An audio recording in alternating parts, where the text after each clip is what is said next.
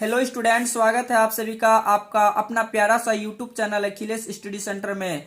तो आज मैं आप लोग को बताऊंगा क्लास 10th के गणित में जो आपके चैप्टर 6 हैं त्रिभुज, उनमें जो आपको थेल्स प्रमेय दिया गया है उनको आज हम सिद्ध करना सिखाएंगे।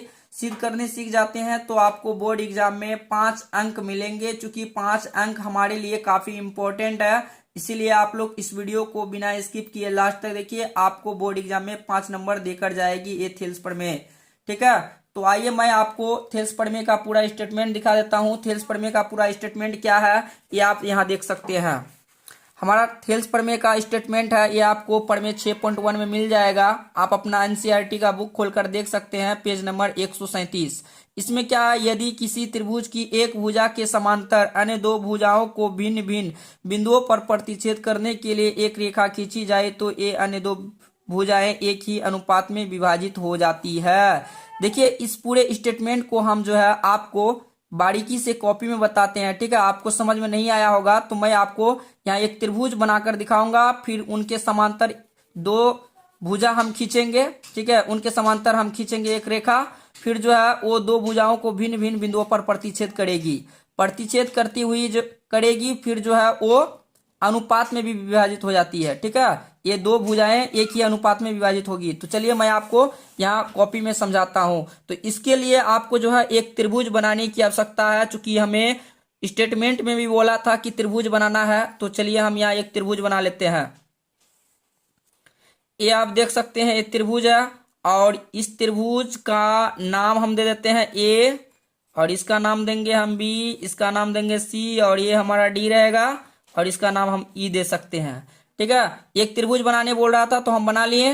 और उसके बाद फिर क्या बोल रहा है कि उसी के समांतर एक रेखा खींचा गया है, तो इस तरीके से खींचेंगे तो ये जो है ना बराबर अनुपात में विभाजित करेगी। यानी जितना ए डी होगा उतना ही डी बी होगा, जितना ए ई होगा उतना ही ई सी होगा। तो कहने का मतलब ये है कि अगर आप लोग चैप्टर 6 के सभी प्रश्न को सोल्व किए होंगे तो उसमें आपको बताए होंगे सर कि अगर कोई भी रेखा में, कोई भी त्रिभुज में कोई रेखा अगर इस तरीके से प्रतिच्छेद करती है, कोई भी त्रिभुज में कोई रेखा अगर इस तरीके से प्रतिच्छेद करती है तो वो बराबर दो भागों में बढ़ जाती है। अर्थात हम उसको भिन्न के रूप में लिख सकते हैं। किसके आधार पर लिख सकते हैं, यानी आधारभूत समानुपातिकता प्रमेय के आधार पर लिख सकते हैं, जिसको हम लोग बीपीटी शॉर्ट में कहते हैं बेसिक प्रोपोर्शन थ्योरम।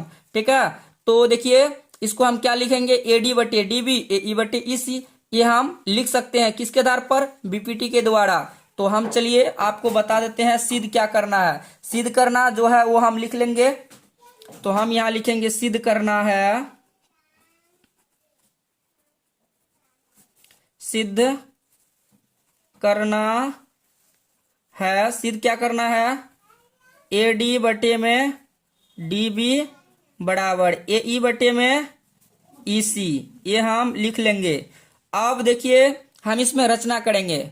रचना के बिना क्वेश्चन को सोल्व नहीं किया जा सकता है, आप क्वेश्चन को सोल्व नहीं कर सकते हैं। तो रचना में हम क्या करेंगे, डी को ई से मिला देंगे, फिर बी को हम ई से मिला देंगे, और जो है हम फिर क्या करेंगे, ए डी पर जो है हम लंब डाल देंगे इस तरीके से। लंब का मतलब होता है 90 डिग्री। फिर ए ई पर हम लंब डालेंगे, कुछ इस प्रकार डाल देंगे। यहाँ पे हम एन नाम दे सकते हैं और इसका नाम हम एम दे देंगे। यहाँ पे 90 डिग्री बन गया और यहाँ भी 90 डिग्री बन गया। तो अब हम लिख सकते हैं यहाँ पर रचना। रचना में हम क्या लिखेंगे कि डी सी, यानी यहाँ पे हम लिखेंगे कि बी ई को मिलाया, बी ई को मिलाया तथा सी डी को मिलाया, तथा सी डी को मिलाया, ये हम रचना में लिख देंगे।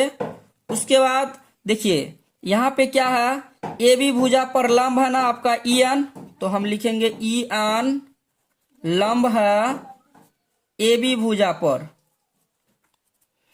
उसके बाद सॉरी, ए बी भुजा पर नहीं है, ए डी भुजा पर है, ये आप लिख सकते हैं। उसके बाद डी एम लंब है ए ई भुजा पर, तो लिखेंगे डी एम लंब है DM लंब है AE भुजा पर। अब इसकी उपपत्ति में देखिए, उपपत्ति का मतलब होता है प्रूफ, उपपत्ति, यानी यहां से इसका सोल्यूशन स्टार्ट।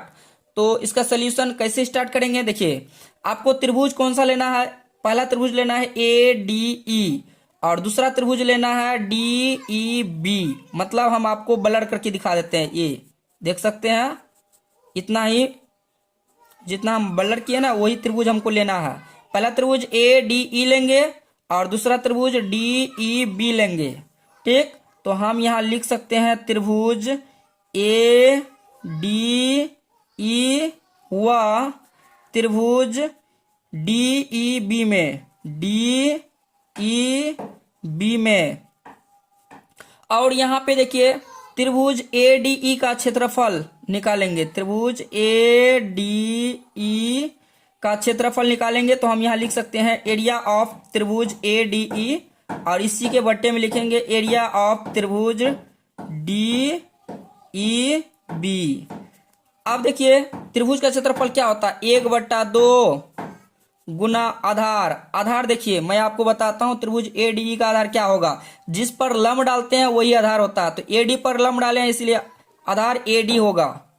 ठीक है, 1/2 गुना आधार गुना ऊंचाई, ऊंचाई या शीर्ष लंब, तो ये आपका EN हो जाएगा। तो इस तरीके से हम EN लिख लेंगे।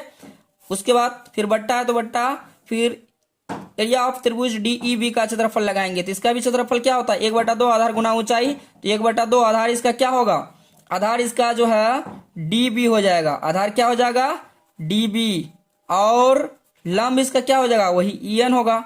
आप देखिए यहाँ से EN से EN कैंसिल कर सकते हैं, 1/2 से 1/2 कैंसिल हो जाएगा। अब यहाँ पे हम क्या करेंगे, लिखेंगे एरिया ऑफ त्रिभुज ADE बटे में एरिया ऑफ त्रिभुज DEB। इसका मान कितना मिला, AD बटे में DB। ये आप समीकरण 1 मान लीजिए। ठीक है, यहाँ पे हम समीकरण 1 का नाम दे देंगे। अब हमें चलना है त्रिभुज ADE और त्रिभुज DEC या CED। ठीक है, हम कौन सा त्रिभुज लेंगे, ADE और दूसरा त्रिभुज DEC। चलिए मैं आपको ब्लर करके दिखाता हूं, ये आपको त्रिभुज लेना है, ये वाला त्रिभुज। ठीक है, तो चलिए हम यहाँ पर ले लेंगे। तो यहां हम लिखेंगे पुनः त्रिभुज ADE व त्रिभुज DEC में। अब इन दोनों का क्षेत्रफल निकालेंगे तो लिखेंगे एरिया ऑफ त्रिभुज ADE, ठीक है, बटे में एरिया ऑफ त्रिभुज DEC। अब इसका क्षेत्रफल लगा दीजिए। त्रिभुज का क्षेत्रफल होता है 1/2 गुना आधार। तो देखिए मैं आपको आधार बता देता हूं, जिस पर लंब डालते हैं ना वो आपका आधार हो जाता है। तो अभी हम इस पार्ट का त्रिभुज ले रहे हैं, इसलिए इसका जो आधार होगा AE होगा। क्या होगा, AE। तो हम यहां लिख सकते हैं AE। उसके बाद लंब तो आपका DM है, ये आप देख सकते हैं। लंब आपका क्या हो जाएगा, DM, क्योंकि हम इस पर लंब डाले थे, लंब या ऊंचाई। तो ये हो जाएगा आपका DM बट्टा 1/2 गुना आधार। फिर देखिए आधार क्या होगा, तो ये आप आधार अभी EC ले सकते हैं, क्योंकि इस पार्ट की हम बात कर रहे हैं तो आधार हमारा EC होगा।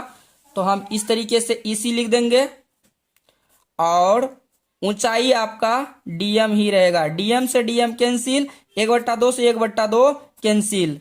तो आपके पास क्या रह जाता है, एरिया ऑफ त्रिभुज ADE, फिर लिखेंगे बट्टे में एरिया ऑफ त्रिभुज DEC बराबर में AE बट्टे में EC। और इसको समीकरण 2 का नाम हम दे देंगे। अब समीकरण 1 और समीकरण 2 को थोड़ा ध्यान से देखना है आपको। ठीक है, देखिए यहाँ पे त्रिभुज ADE है और यहाँ पे भी त्रिभुज ADE है। यहाँ देख सकते हैं ADE लिए थे, यहाँ भी ADE है। तो ऊपर वाला साइड तो बराबर है, परंतु DEB है यहाँ लेकिन यहाँ DEC है, ये तो बराबर नहीं है। अगर एक साइड बराबर हो जाता तो दूसरी साइड को हम बराबर कर सकते थे, लेकिन अब आपको आकृति में समझना है। ठीक है, देखिए क्या बराबर नहीं है, DEB और DEC।